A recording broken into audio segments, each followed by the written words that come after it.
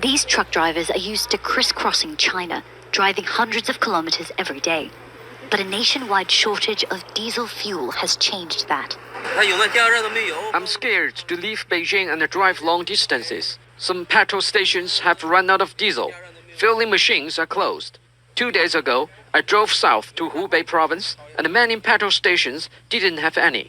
The shortage has been accompanied by a sharp rise in prices.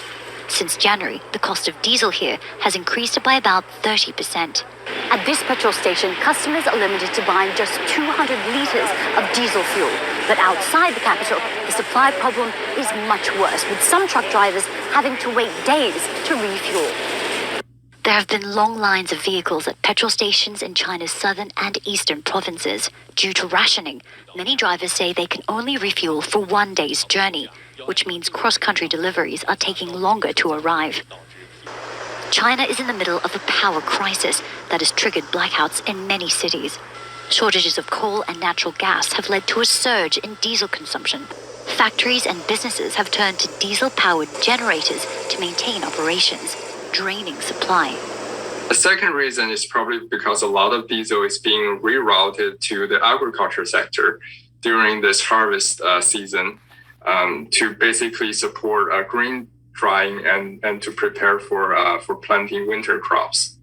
And on the supply side, basically the domestic supply for diesel has been going down because China has been exporting a lot more diesel to the rest of the world. Some estimate China's diesel stockpiles to be at their lowest level in at least a year. Environmental crackdowns on crude oil production in some regions have worsened the shortage. The government has asked Chinese refineries to increase production and imports, but this won't be enough to contain the shortfall.